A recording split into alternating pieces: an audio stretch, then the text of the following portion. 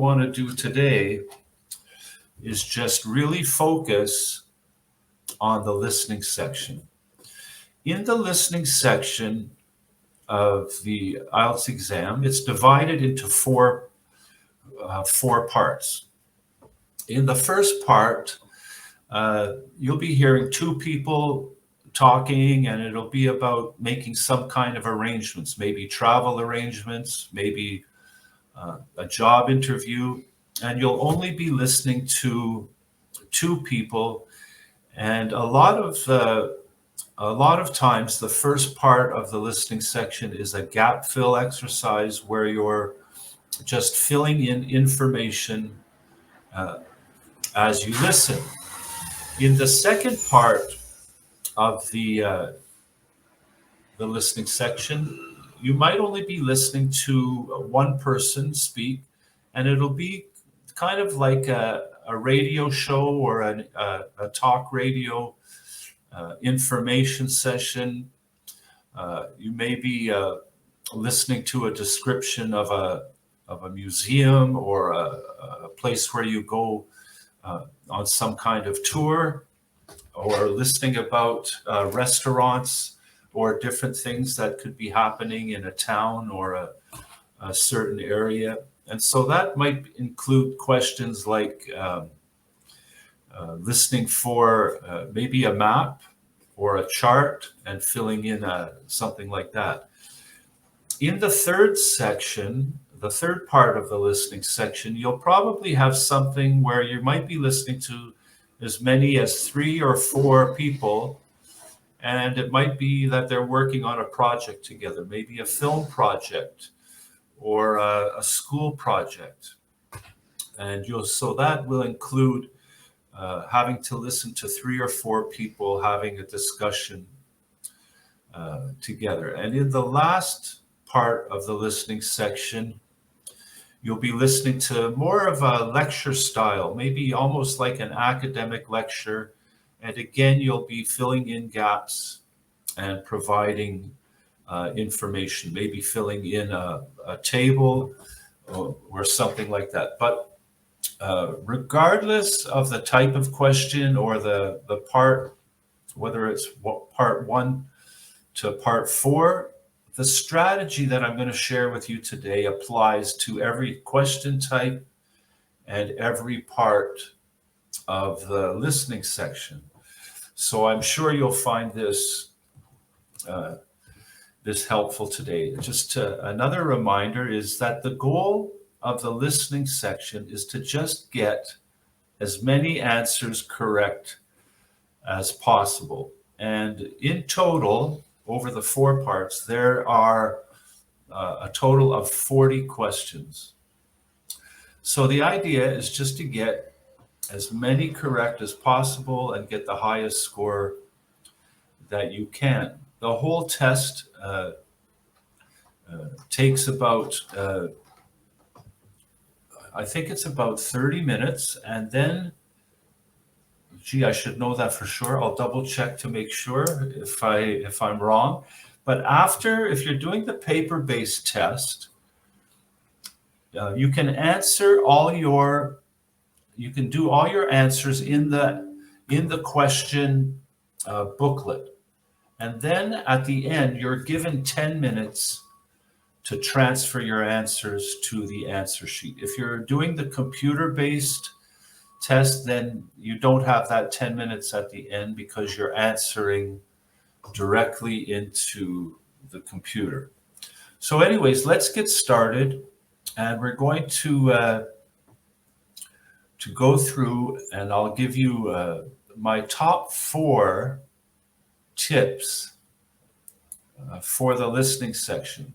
And there really are 4 things that are crucial to having success on in the listening section and in your preparation for the listening test. So the 4 things that I'm going to share with you today are: 1, the importance of paying attention, of pacing, which is controlling the pace, and time management. You can actually, even though you have no control over the speed of the recordings, you can control your timing, and you can actually, I'm going to even give you some tips that it'll even seem to slow down the recordings and make it easier to hear the answers that you need.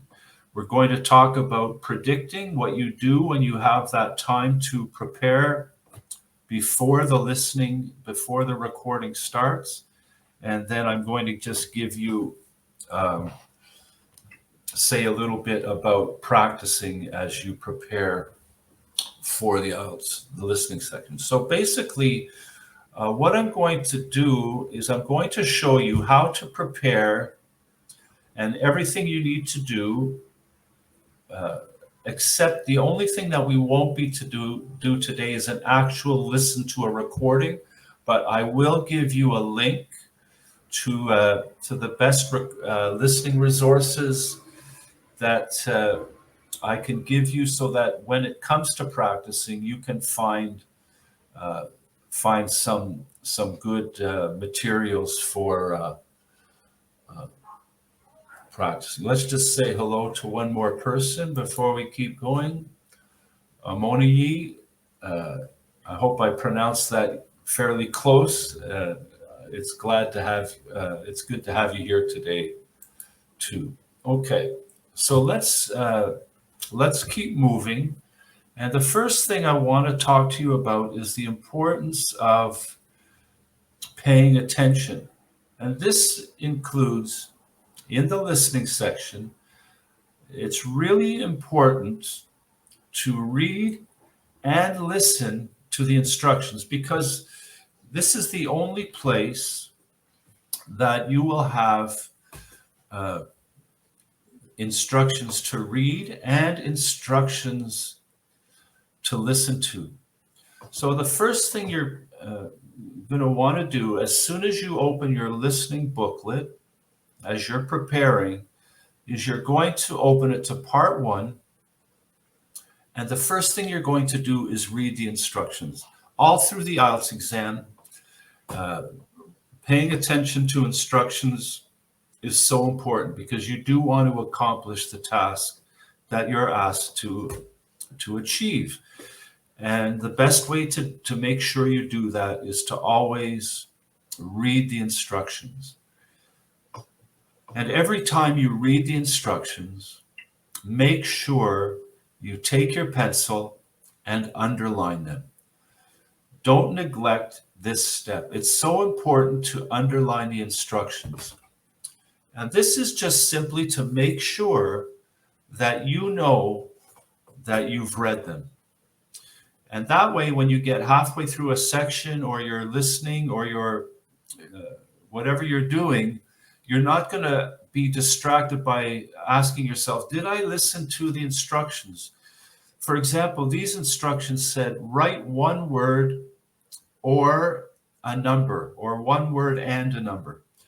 So you don't want to get halfway through the listening section and then say to yourself, oh, am I allowed to write one word or two?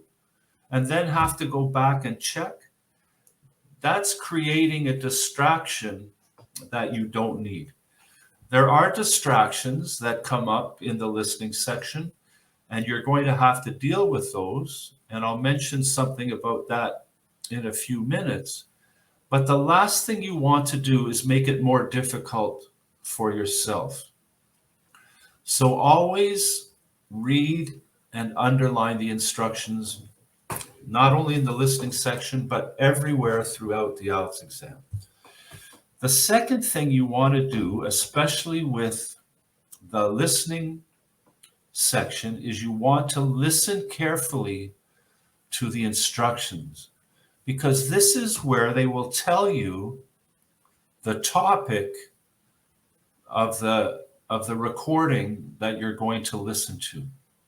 And as you listen to those instructions and hear what the recording is about, make a little note right beside the instructions, again, just to make sure you heard the topic and what you're listening to.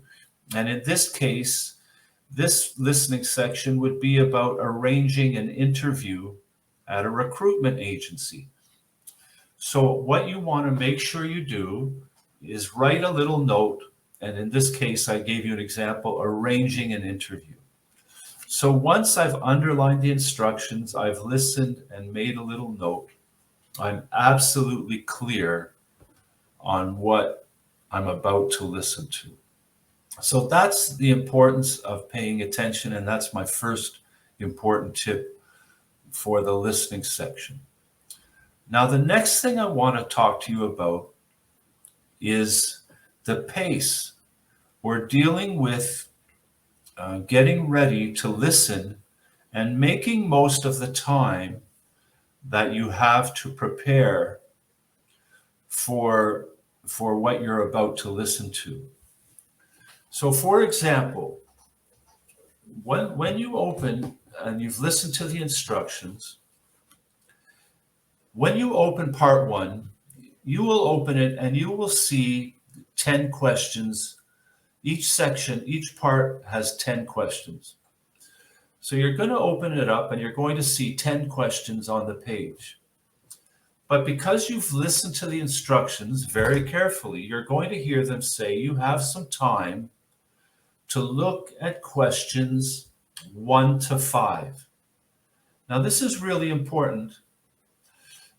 Even though there's 10 questions in front of you, only use the time to look at the questions 1 to 5, because that will give you more time.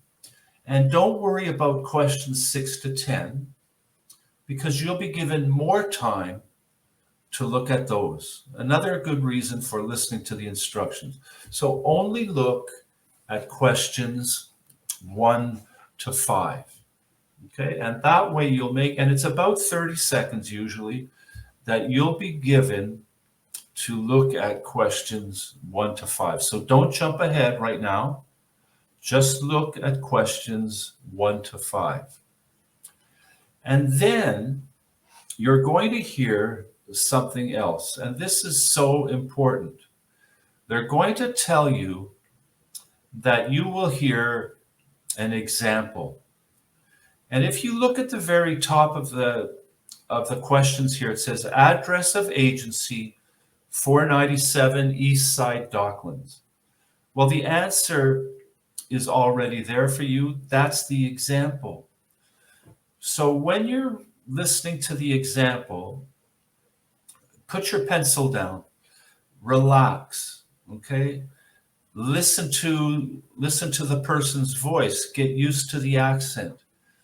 But don't start thinking about the questions or listening for the answers or start to jump ahead. Realize that you're listening to an example and relax. And then when the example is finished, you're going to hear something else. And then the last words you'll hear is, and now we shall begin. Do not start listening for the answers until you hear this, and now we shall begin. And that's your signal to get ready to go. Okay? So that always happens in the first part of the listening section. That's the only place you get an example. You don't get an example in part 2, 3, or 4, but in part 1, always be aware that the first thing you're going to hear will always be an example. So relax. You're going to be listening and very focused for the next few minutes. So when you have that time to relax, just listen to the voice, get used to the accent, and prepare to start listening. Okay, that's very important. So pay attention to the instructions, pay attention, and get ready for the example. And then you're given your 30 seconds to look at questions 1 to 5. So after, I'm going to be telling you specifically what to do to prepare, but right now we're just talking about timing. So then you listen to questions 1 to 5, and you fill in the answers as you're listening. And remember, I said to you, you are going to get time to look at questions 6 to 10. But this is what I want you to think of. I always want you to think about the importance of moving forward. So immediately after you've answered question number 5, forget about those first 5 questions. You never have to think about them again. And immediately start preparing and looking at questions 6 to 10. Because as soon as you write in the answer to question 5, that part of the recording may continue for another 10 seconds, maybe even longer. So instead of worrying about the answers that you've already filled in, even if you've missed an answer, don't worry about it. Start looking at questions 6 to 10, because you are going to be given more time. But if you move ahead immediately, that may give you an extra 10, even 15 seconds to start preparing for questions 6 to 10. And then you're going to be given time to look at questions 6 to 10. So by always moving forward in this way, you're actually starting now to gain time. You're starting to slow things down, and you're starting to find more time to prepare for what you're about to listen to. So then you're going to listen to questions 6 to 10, and you're going to come to the end of part 1. And at the end of part 1, they're going to say to you, you now have time to check your answers. And they're going to give you that time to check your answers. Don't do it, okay? Do not check your answers, because there's nothing you can check. You're not going to hear the recording again. And you might be saying to yourself, well, maybe I could check my spelling. Well, don't do it at this point.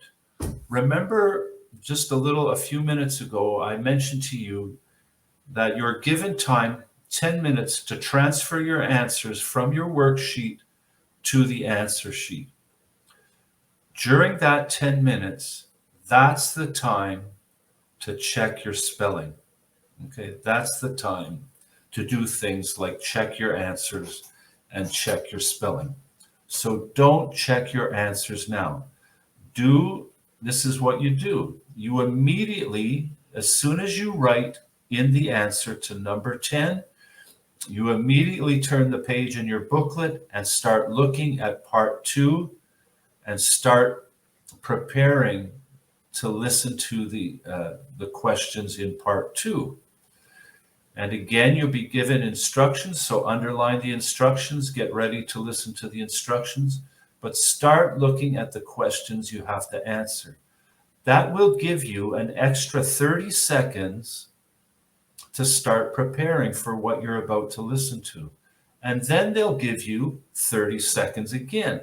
So what you're doing is you're always adding time to prepare for the next set of questions. So at this point, don't check your answers, just keep moving forward. And that's how you can start to manage your time, and you're actually taking control of the pace of the listening section. Okay, this is just a little extra tip. If you miss an answer, don't panic. If you miss an answer, forget about it. Don't try to go back. If you go back and start thinking about an answer you missed, there's a really good chance you'll miss the next question, or you'll not prepare enough for the next section or the next part of the listening section. Here's the idea.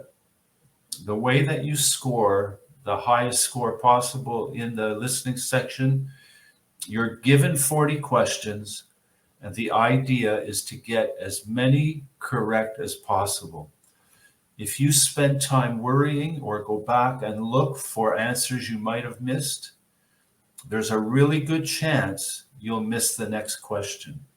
and you would rather, it's better to spend the time preparing for the next section, because as a general rule, each part of the listening section gets a little more difficult as you go along.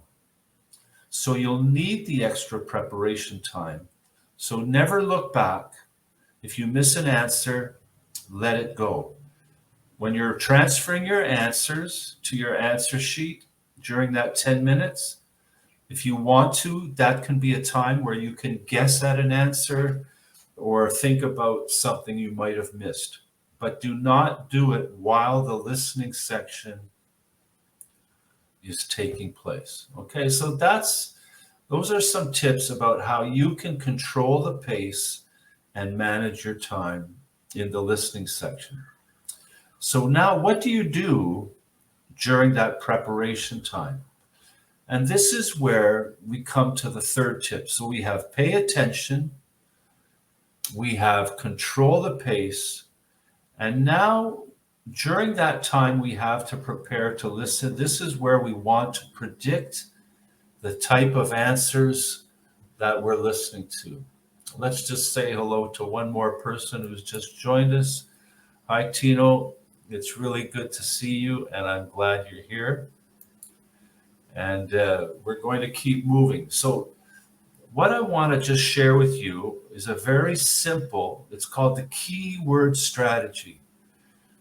And the purpose of this strategy is, what you want to do is you want to narrow down the options of what you're listening to so that you can predict the type of answer, so that when you hear the answer, you can write it down immediately and move on and prepare to answer the next question.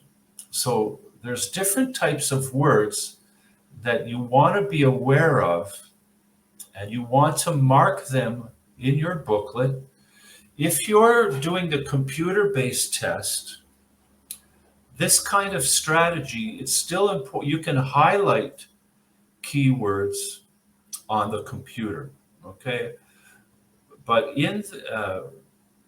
on the paper-based exam, you have a couple of extra options that make it even easier to identify what you're listening for. So a lot of times I get asked, should I do the computer-based test or should I do the paper-based test? I have a video on my YouTube channel about that. You can go and find it and watch it. There's some other advantages and disadvantages.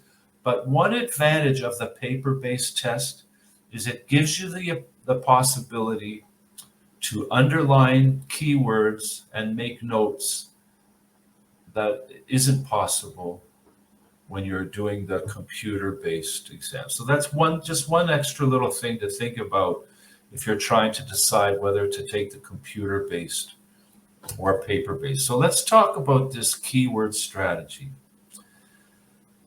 The first thing that you always want to mark is names. So I just recommend, anytime you see the name of a person, a place, a proper name, circle it, because this is one of the best ways to know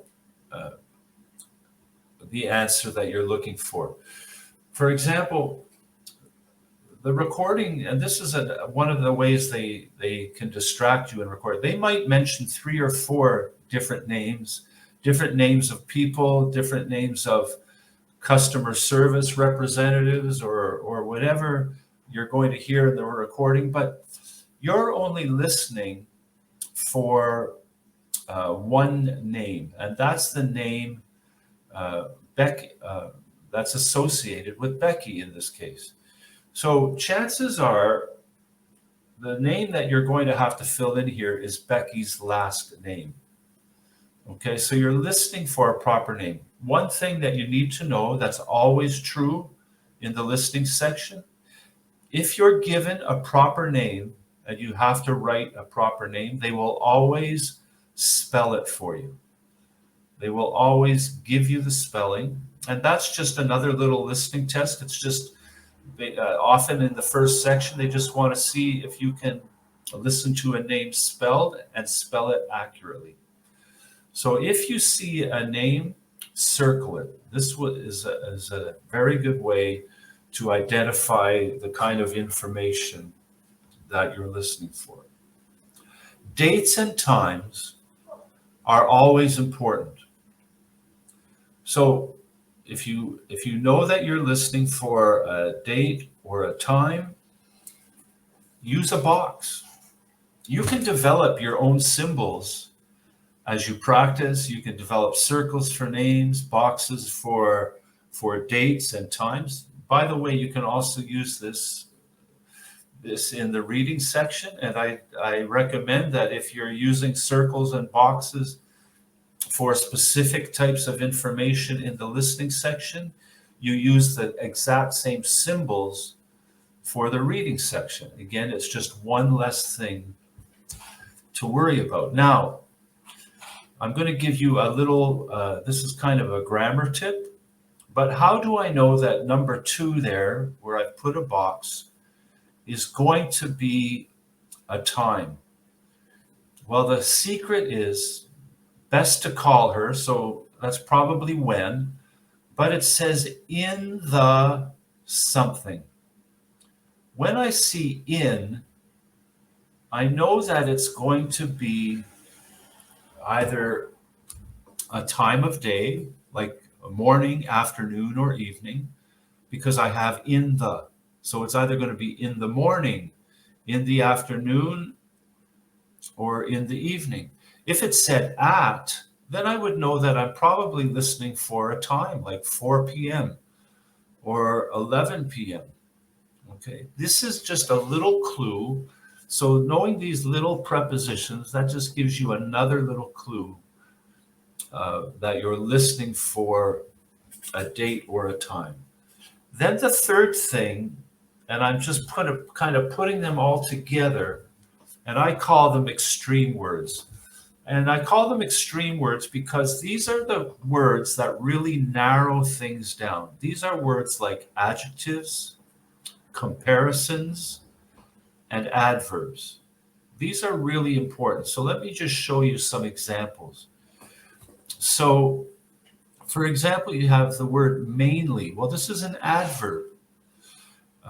So in this case, on that line, you don't have to answer a question there. But remember, anytime you're given a sentence where you don't have to put an answer, that's to help you stay on track.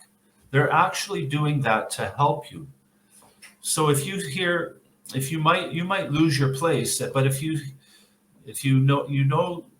lose your place maybe after number 2 and you're not sure where you are, you're listening for something about mainly in the finance industry. As soon as you hear that, you know that, okay, you're back on track. Number 3 is coming up soon. Another extreme word is when you see a word like must or have to or should, these kind of modal words. So, for example, it says you must have good some kind of skills. But the key is must. They might say, oh, it would be good to have typing skills or language skills are recommended, but you must have good telephone skills. So you're not going to be distracted by all the things that might be good to have. You're going to listen for the thing that you must have. Words like usually, adverbs of frequency, are always important. So when you're underlining and predicting, these are the kinds of words that are going to help you identify the correct information. As I'm going along, I just want to remind you that if you have any questions or comments, put them, just ask your questions as we're talking. If you're on the replay, again, you can still put your questions in the comments, and I'll be happy to deal with them. One more little tip about predicting. You can also make notes. So if you have the time, and you should have the time because of when we talked about pacing, how you're always moving forward and you're gaining those extra few seconds. don't hesitate to make a note beside the blank or the gap that you have to fill in. If you're listening for a name, write name. We mentioned about number 2 was a time of day. So put time and day. Number 3, we know that it's going to be, you might recognize that it's going to be, now I made a little mistake here. Instead of noun, that should say adjective, because skills is the noun. You're actually listening for an adjective. Jobs are usually for at least one. You're listening for a time period, like an hour or a week or a month. And then pay is usually, and you'll see that there's a pound symbol there. So you're listening for an amount. Remember, when you're marking your test booklet, you can do and scribble anything you want. At the end of your test, the examiner is not going to look at your booklet. A matter of fact, the first place your booklet is going to go is in the garbage bin. The only thing the examiner is going to be interested in is your answer sheet. Okay, so we've talked about the importance of paying attention to instructions, controlling the pace and getting control of your time management skills, and also how to predict for the correct answers. The last tip I want to mention to you is the importance of practicing. And I know that I don't have to tell you this. Practice is what's going to help you improve your score. The IELTS exam is not like any other exam. You don't study for the IELTS exam. You practice. It's more like practicing a musical instrument.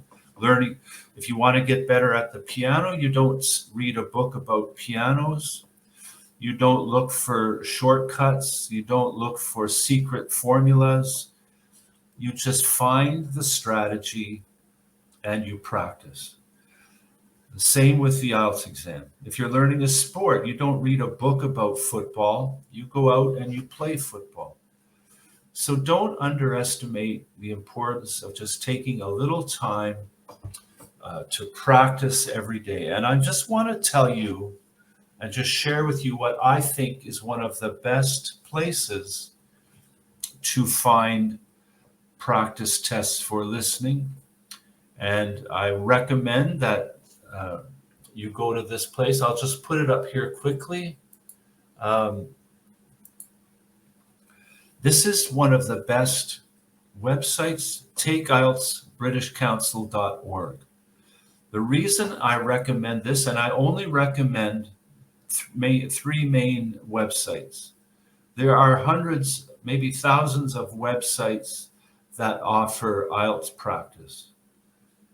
Stick to the official ones. The official ones are British Council, IDP, and Cambridge. These are the most reliable. They actually use previous IELTS exams. If you're practicing, go to this website. This is one of the ones. I'm just going to try something really quickly here.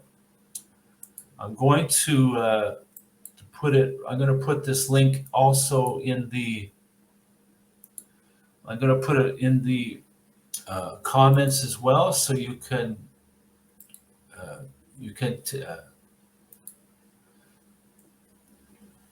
see it in the comments, so that if you want to copy it or go to that link, stick to when you're doing your practicing, stick to the official sites. There's more than enough material there.